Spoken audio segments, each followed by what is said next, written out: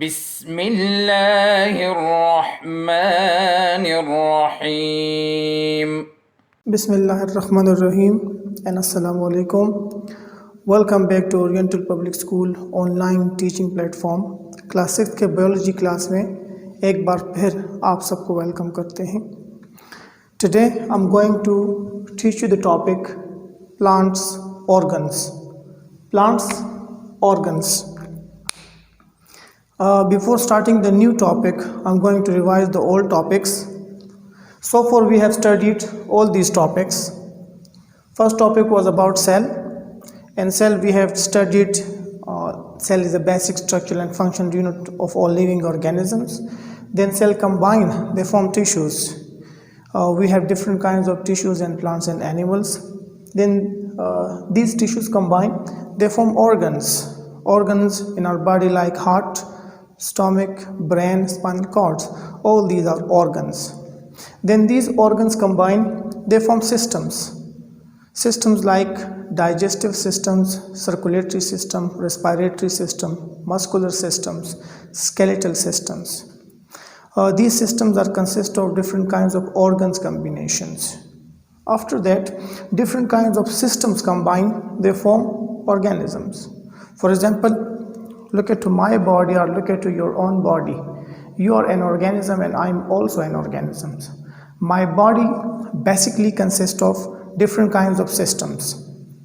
In my body I have digestive system which digests food for me. I have circulatory system which transport different kinds of materials in our body.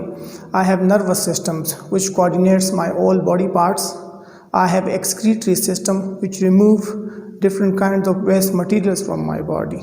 All these systems are working together and they form my body. Now what are these systems consist of? These systems consist of organs. For example, digestive system consists of esophagus, stomach and intestines, liver and pancreas.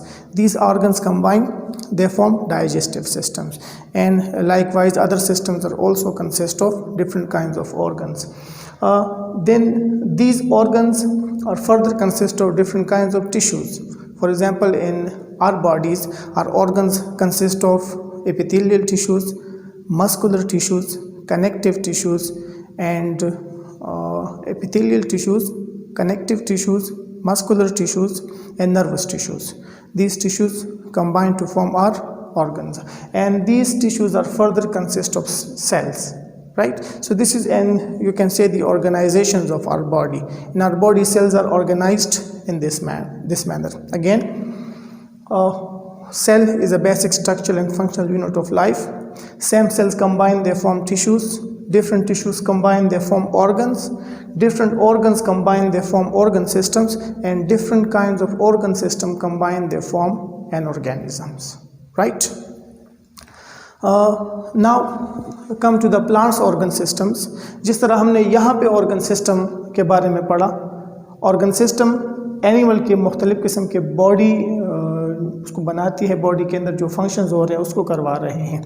इसके मुकाबले में अगर हम plant के body में देख लें तो प्लांट के मुकाबले प्लांट के बॉडी के अंदर भी यही मैकेनिज्म्स होते हैं. फॉर एग्जांपल, प्लांट की बॉडी बेसिकली 4 चीज़ों की बनी होती है. प्लांट के बॉडी के अंदर फ्लावर मौजूद होते हैं, स्टेम मौजूद होते हैं, लीव्स मौजूद होते हैं और रूट्स मौजूद होते हैं. ये 4 बेसिक ऑर्गन्स सिस्टम प्लांट के बॉडी के अंदर मौजूद हैं. यही ऑर्गन सिस्टम कंबाइन हो जाते हैं और पूरी प्लांट की बॉडी बना रहे हैं. तो आज के टॉपिक में आप प्लांट के बॉडी के अंदर मुख्तलिफ़ किस्म के ऑर्गन्स के बारे में सीखेंगे कि वो क्या है और क्या काम करते हैं. ठीक है जी, तो आ जाएं. फर्स्ट हमारे पास जो ऑर्गन है या ऑर्गन सिस्टम का हिस्सा है वो है हमारे पास फ्लावर. फ्लावर की डेफिनेशन हम करते हैं. Flower is the reproductive part of the plant. कैसी डेफिनेशन करते हैं? Flower is the reproductive part of the plant. Reproductive part का मतलब है कि प्लांट रिप्रोडक्शन जब करता है, reproduction is a process through which living organism produce their own kinds. Plant अपने जैसा प्लांट जब प्रोड्यूस करता है तो उसमें जो ऑर्गन इस्तेमाल होता है वो है फ्लावर. फ्लावर के मुख्तलिफ हिस्से होते हैं. ये एक टिपिकल फ्लावर का डायग्राम मैंने बनाया हुआ है. ये कलरफुल लीव्स होते हैं, इसको कहा जाता है पेटल्स. ये ग्रीन कलर के लीव्स होते हैं, इनको सेपल्स कहा जाता है और ये इसके रिप्रोडक्टिव पार्ट्स होते हैं। ये मेल रिप्रोडक्टिव पार्ट होता है, ये फीमेल रिप्रोडक्टिव पार्ट होते हैं। यहाँ पोलन ग्रेन प्रोड्यूस होते हैं जो मेल गैमीट्स होते हैं और यहाँ पे फीमेल गैमीट्स प्रोड्यूस होते हैं, ओयूल प्रोड्यूस होते हैं। यही पोलन ग्रेन और ovules with the help of insects, self pollination या क्रॉस पोलिनेशन, इंशाल्लाह आप डिटेल में नेक्स्ट क्लासेस में पढ़ेंगे। इंसेक्ट्स की मदद से या पानी की मदद से या हवा की मदद से या कभी कभार खुद ब खुद ये पोलन ग्रेन इस ओयूल्स के साथ मिल जाते हैं। उस प्रोसेस को फर्टिलाइज कहा जाता है, फर्टिलाइजेशन कहा जाता है। उसी फर्टिलाइजेशन से एक डिप्लॉइड जाइगोट डेवलप होता है और उसी जाइगोट से फिर नया सीड बनता है और उसी सीड से नया प्लांट प्रोड्यूस होता है। ठीक है जी। What is flower? फ्लावर क्या चीज़ है? तो इसका जवाब ये है, flower is the reproductive part of the plant. The reproductive part of the plant. Plant जो रिप्रोडक्शंस करता है फ्लावर की मदद से करता है। फ्लावर कलरफुल होते हैं। कलर फ्लावर के अंदर मौजूदगी कलर की है, this is because of for the attraction of insects. कुछ फ्लावर्स को पोलिनेशन के लिए इंसेक्ट्स की ज़रूरत होती है। पोलिनेशन क्या चीज़ है कि इस पोलन ग्रेन को यहाँ तक पहुँचाना पड़ता है। मुख्तलिफ फ्लावर्स में यहाँ से पोलन ग्रेन लेके दूसरे फ्लावर के यहाँ तक स्टिग्मा तक पहुँचाना पड़ता है, तो उसके लिए इंसेक्ट्स हेल्प करते हैं। तो उस इंसेक्ट्स को अट्रैक्ट करने के लिए फ्लावर्स के पेटल्स मोस्टली कलरफुल होते हैं ताकि वो दूसरे जो बॉडी पार्ट्स है प्लांट के उससे डिस्टिंक्शंस भी हो और इंसेक्ट्स को उसे फाइंड आउट करने में आसानी हो। ठीक है जी। It attract insects. ठीक, this is all about the flower. Flower is the reproductive part of the plant. ये कलरफुल होता है, इसमें कलर इंसेक्ट्स की वजह से होते हैं और इंसेक्ट्स इसके अंदर एक स्पेसिफिक केमिकल कंपाउंड प्रोड्यूस होता है, उसको कहा जाता है नेक्टर। नेक्टर एक ख़ास किस्म का रस होता है जिसको कलेक्ट करने के लिए इंसेक्ट्स फ्लावर के पास आते हैं। तो जब वो आ जाते हैं उनके बॉडी पार्ट्स के साथ ये पोलन ग्रेन स्टिक हो जाते हैं। जब वो एक फ्लावर से दूसरे फ्लावर की तरफ जाते हैं तो ये पोलन ग्रेन अपने साथ लेकर चले जाते हैं और इस तरह क्रॉस पॉलिनेशन हो जाता है। ठीक है। नेक्स्ट हमारे पास ऑर्गन है प्लांट बॉडी का, स्टेम। स्टेम आप जानते हैं, ये मैंने एक छोटा सा डायग्राम स्टेम का बनाया हुआ है। स्टेम क्या चीज़ है, यहाँ पे कुछ पॉइंट्स मैंने आपके लिए लिखे हुए हैं। स्टेम आपके प्लांट के बॉडी का वो हिस्सा है विच ग्रो अपवर्ड, ऊपर की तरफ जो मूव करता है या जो ग्रो करता है उसको स्टेम कहा जाता है। स्टेम याद रख लें, stem always grow towards light.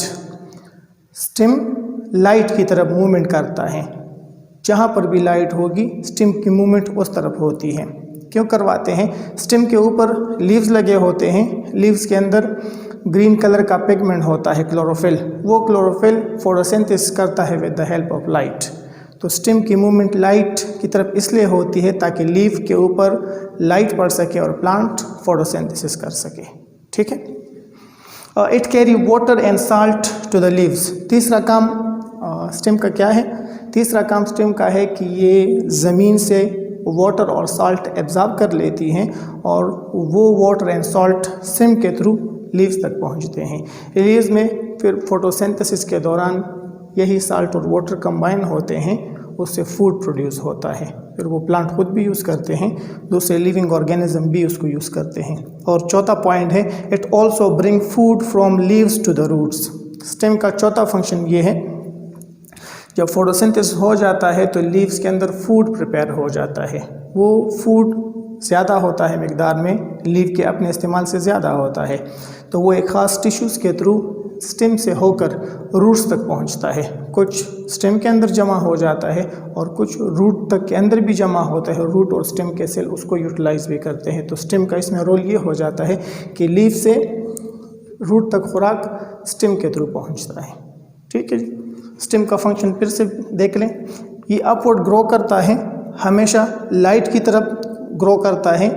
Water और साल्ट को सॉइल से जब रूट्स एब्जॉर्ब कर लेती है तो इसके थ्रू लीव्स तक पहुंचती हैं और फूड जब ग्रीन पार्ट्स में या लीव्स में प्रिपेयर हो जाता है तो रूट्स तक स्टेम के थ्रू पहुंचता है।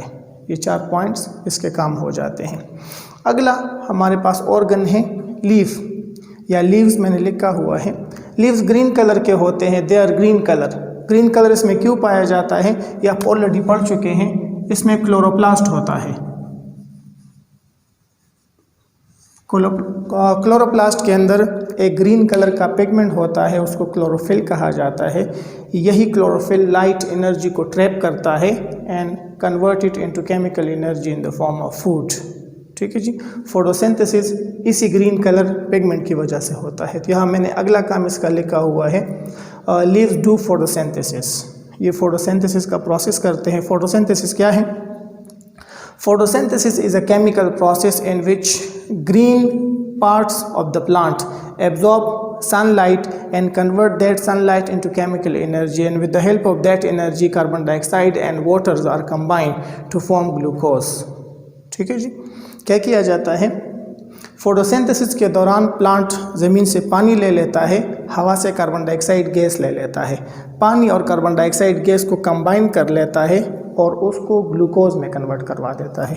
यही ग्लूकोज फूड कहलाती है। प्लांट खुद भी यूज़ करता है और हम भी यूज़ करते हैं, दूसरे एनिमल भी यूज़ करते हैं। ठीक है। It has small pores. Leaf के बैक साइड के ऊपर छोटे छोटे पोर्स पाए जाते हैं, उनको स्टोमेटा कहा जाता है। स्टोमेटा कहा जाता है। स्टोमेटा का क्या काम होता है? The function of stomata is the exchange of gases.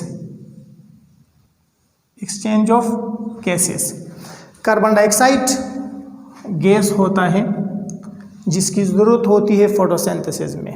Plant जब फोटोसिंथेसिस करता है तो इसी स्टोमेटा के through carbon dioxide gas leaf के अंदर जाता है।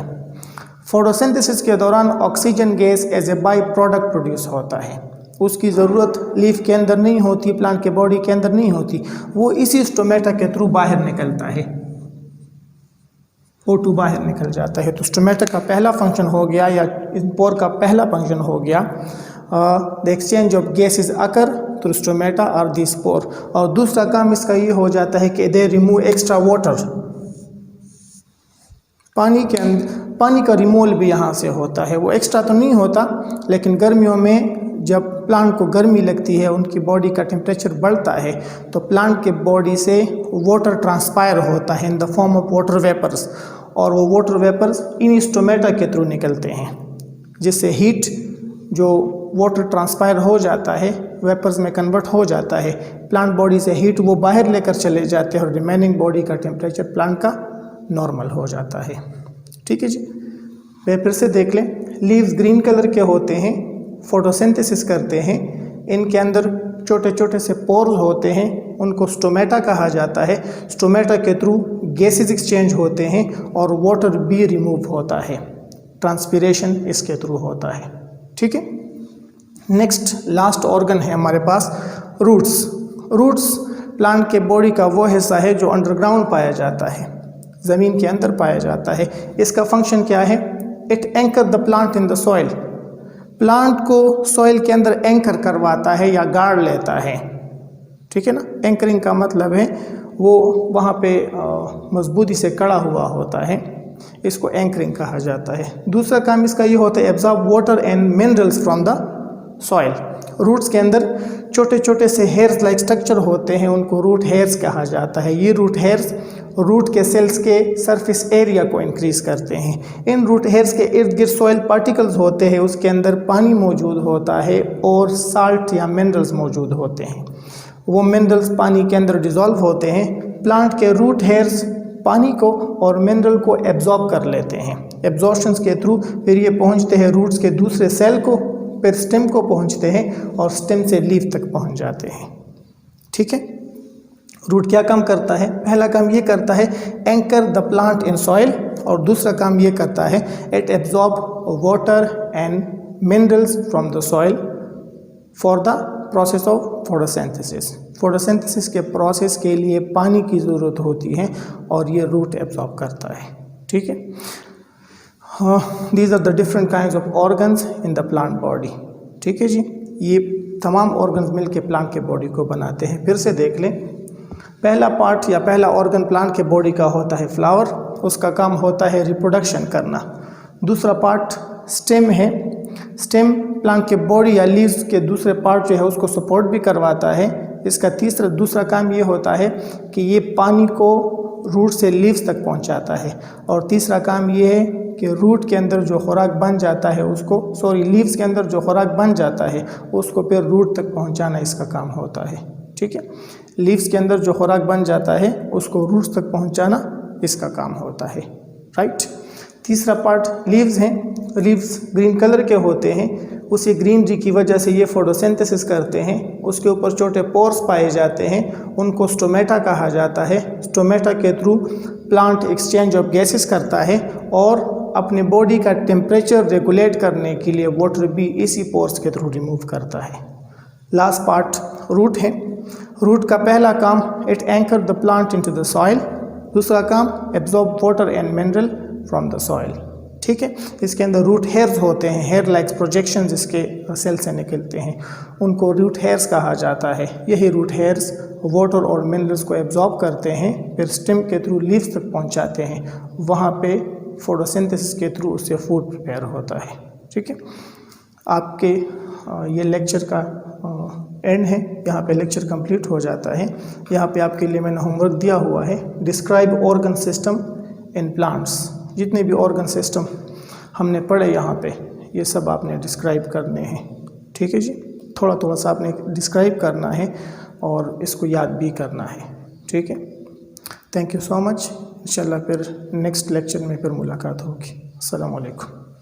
अल्लाहुम्मा अंफअना बिमा अल्लमतना वअल्लिमना मा यंफअना वज़िदना इल्मा।